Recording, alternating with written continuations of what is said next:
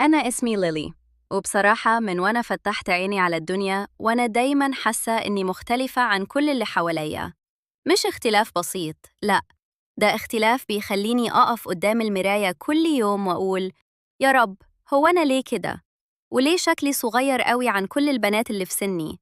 وليه جسمي واقف عند حجم معين كأني لعبة في إيد الزمن؟ والزمن رفض يخليني أكبر زي باقي البنات. كنت عايشة أنا وأمي في شقة بسيطة جداً في حارة ضيقة. العيال فيها طول اليوم قاعدين على السلم، والرجالة بتقعد على القهوة لحد نص الليل، والناس كلها عارفة بعض، وناس كتير من الحارة بتحبني، بس برضو كانوا بيبصوا عليا بنظرات فيها شفقة. والنوع ده من النظرات كان بيكسرني أكتر من السخرية، لأن الشفقة بتفكرني إني مش زيهم، ولا عمري هكون زيهم.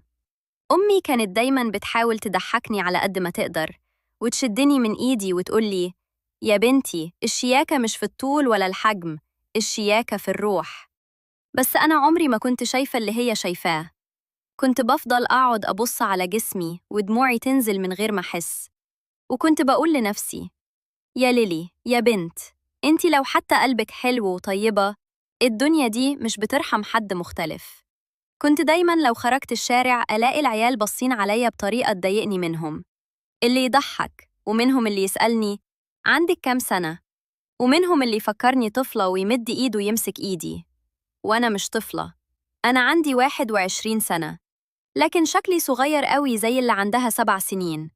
وده كان عامل لي وجع مش طبيعي، لأني مهما كبرت عمري ما بان كأني في سني الحقيقي. وكنت ساعات أقعد في البيت كتير قوي، لدرجة إني بقيت شبه منقطعة عن الناس حوالي. لحد بقى اليوم اللي غير جزء كبير من حياتي، اليوم اللي قررت فيه أدخل لعبة بيجي. كنت أسمع عنها من بنات قريباتي، وكانوا دايماً بيضحكوا وهم بيلعبوها، فقلت أجرب، يمكن تغير مزاجي وتلهيني عن نفسي وعن شكلي وعن كل حاجة بتوجعني. فتحت اللعبة أول مرة، وكنت قاعدة خايفة في الأول من الناس اللي فيها، بس لقيت الدنيا مختلفة خالص. مفيش حد بصص على حجمي ولا على شكلي ولا على طريقة مشيتي، مفيش غير صوتي أنا وبس. وده كان بيديلي إحساس إني طبيعية زي أي حد تاني. أول كام يوم كنت بلعب لوحدي من غير ما أتكلم مع حد، بس مع الوقت بدأت أقابل ناس كتير، بس أنا كنت منعزلة غالباً. لحد ما جه اليوم اللي سمعت فيه صوته. هو كان اسمه كريم، أو ده الاسم اللي قالهولي لما سمع صوتي في المايك، وقال بصوت جدع قوي: انتي صوتك صغير ليه؟ أنا ساعتها قلبي خبط جامد، لأني اتوترت وافتكرت إني هسمع سخرية زي ما بسمع في الحقيقة. بس اللي حصل كان غير كده خالص. لما قلتله بصوتي المتردد: أنا كده، ده صوتي الطبيعي، لقيته يضحك ضحكة صغيرة مليانة لطف وقال: تمام، صوتك جميل على فكرة، وبيديك شكل حد طيب قوي. الكلمة دي حسستني بحاجة غريبة قوي. كمان صوت ضحكته كان دافي، زي حضن حد بيحبك من قلبه، مع إني عمري ما شفته، ولا عارفة شكله، ولا عارفة حتى بيشتغل إيه ولا عايش فين. بس حسيت إنه مختلف عن كل الناس اللي اتعاملت معاهم. ومن اللحظة دي بدأت علاقتنا تكبر كل يوم. يدخل اللعبة بدري وينده على اسمي ويقول: يا ليلي، انتي وصلتي ولا لسه؟ وكنت لما أسمع اسمه في المحادثة صوتي يتهز وقلبي يدق، لأن إحساس القرب منه كان حاجة عمري ما جربتها قبل كده. كنا بنتكلم بالساعات، وكنت بقول لنفسي: يا بنت، خدي بالك إنك ما تتعلقيش بحد في لعبة. بس كل مرة كان يدخل أتعلق بيه غصب عني. كان بيسمعني وأحكي له حاجات عمري ما قلتها لحد. كنت بحكي له عن ضيقي ومرارتي من الدنيا، وإحساس العجز اللي جوايا، وإزاي كل يوم بحارب فكرة إني مش زي البنات اللي في الشارع، ولا اللي في الجامعات ولا اللي على السوشيال ميديا. وهو كان يسمعني بكل هدوء ويقول لي: يا ليلي، انتي أقوى من كل البنات دول. انتي، أي حد لو دخل حياتك هيحبك من قلبه، مش من شكلك. وكلامه ده كان بيهديني ويطمني، لدرجة إني كنت بدعي كل يوم إنه يفضل في حياتي، لأني لأول مرة حسيت إن في حد شايفني بجد، مش شايف حجمي. وفي يوم قلتله على شكل جسمي وعلى حجمي، ووصفتهوله كأني بحكم على نفسي بالرفض.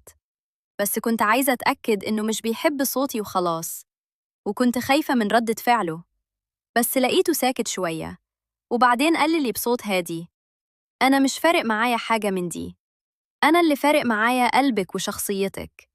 الكلمة دي دخلت جوه قلبي وشقته نصين، بين فرح وبين خوف. فرح إن في حد شافني كإنسانة، وخوف إني أصدق الكلام وبعدين أقع واتكسر أكتر من قبل كده. ومع الوقت علاقتنا بقيت أقوى، وبقيت أصحى على صوت رسالته، وقبل ما أنام أفضل مستنية كلمة منه. ولما يغيب عني ساعة قلبي يتشد، وارجع أحس إني هرجع للوحدة اللي كنت فيها. وده كان أكتر حاجة مرعبة بالنسبة ليا. وفجأة في يوم من الأيام قال لي كلمة كانت بداية الوجع كله. قال لي: يا ليلي، أنا هاجي مدينتكم بكرة أو بعده، ونفسي أشوفك حتى لو 10 دقايق. أنا أول ما سمعت الكلام ده روحي خرجت من جسمي، حسيت إيدي بتسقع وقلبي بيرقص من الخوف. كنت ما بين عايزة أشوفه وما بين مرعوبة إنه يشوفني ويهرب، لأني عارفة إن الحقيقة مش زي الكلام. الحقيقة ساعات بتبقى زي السكين، بتقطع كل حاجة دافية حواليا. فضلت طول الليل قاعدة على سريري مش عارفة أنام ولا أركز. كنت ببص على هدومي، على شكلي، على كل حاجة تخصني، ودموعي بتنزل وأنا بفكر هكون قد إيه صغيرة وسطه، وقد إيه شكلنا مش لايق مع بعض ولا حتى في خيال حد. تاني يوم لبست فستان واسع لونه كحلي، كان أمي دايما تقول إنه بيليق عليا لأنه بيخبي عيوبي. ولبست شال خفيف على كتافي، وشعري سبت جزء منه نازل على وشي عشان يداري نص ملامحي. ومشيت ببطء ناحية المكان اللي اتفقنا نشوف بعض فيه. كان مكان هادي في جنينة عامة، شجر كتير والهواء كان رايق قوي، بس قلبي كان بيخبط لدرجة إني كنت سامعة صوت دقاته أكتر من صوت الهواء. وبصيت بعيد شوية، لقيته واقف مستني، وكان أطول مني بمراحل، شكله عادي، بس عينيه كانت بتتحرك حواليه كأنه بيدور عليا. وقفت قدامه على بعد خطوتين، وأنا حاسة إن رجليا بترتعش، وقلت بصوت منخفض: أنا ليلي. لف عليا وبصلي، بصه طويلة قوي، حسيت إن الزمن واقف فيها. حسيت إنه اتفاجأ، اتصدم، اتحير، مش قادرة أفسر النظرة، بس كانت مش سهلة عليا خالص. بعدها ابتسم ابتسامة باين منها إنها مجاملة، مش ابتسامة فرح، وقال بصوت هادي قوي: إنتي ليلي؟ تمام. الكلمة دي دخلت قلبي زي مسمار سخن. كلمة تمام دي مش رضا، كلمة تمام دي معناها صدمة، معناها مش دي اللي كنت متخيلها، معناها هو كان شايف صورة غيري في خياله. قلت له أنا عارفة إني مختلفة، وكنت خايفة من اللحظة دي، بس كان لازم تواجه الحقيقة. لقيته يتنهد ويقول بصوت متلخبط: أنا مش عارف أقول إيه، أنا مش جاهز للحاجات دي، ومش عايز أظلمك ولا أظلم نفسي. أنا آسف يا ليلي، آسف. الكلمة اللي بتمسح كل اللي قبليها، الكلمة اللي بتكسر القلب أكتر من الرفض نفسه. أنا حسيت جسمي بيرتعش، وقلبي بيتخلع مني، ودمعي بيزق نفسه في عينيا. بس كنت بحاول أتحكم في نفسي وقلتله: خلاص ما تقلقش، أنت ما عملتش غلط، وأنا اللي غلطت إني صدقت الحلم. ومشيت قبل ما يشوف دموعي وهي بتقع على خدي. مشيت وأنا حاسة إن الدنيا كلها بتمشي جنبي، بس ولا حاجة شلت حاجة من فوق صدري.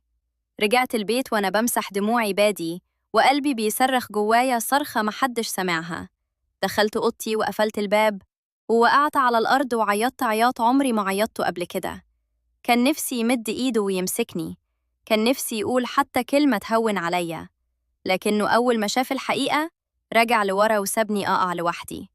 قعدت أقول لنفسي هو يمكن معهوش حق، يمكن شكلي صعب، يمكن مفيش راجل هيشوفني ويتقبلني، يمكن الحب ده أصلاً مش بتاعي ولا هيدخل حياتي.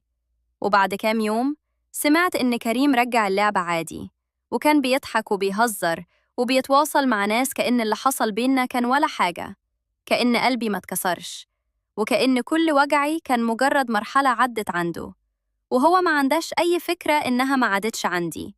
ومن اليوم ده بطلت اللعبة، وبطلت أدور على صوت من ورا سماعة، وبطلت أصدق إني ممكن أبقى زي البنات اللي بيتحبوا بسهولة. وفضلت قاعدة مع نفسي وبكتب حكايتي دي، يمكن حد زيي يقرأها ويعرف إنه مش لوحده، وإنه مش غلط، وإن الاختلاف مش عيب، بس البشر ساعات بيخافوا منه. أنا ليلي، بنت صغيرة في الحجم، بس قلبي كان دايماً أكبر من إنه يتحمل الوجع اللي شفته. وده مش ضعف، ده قدر، وكان لازم أحكيه.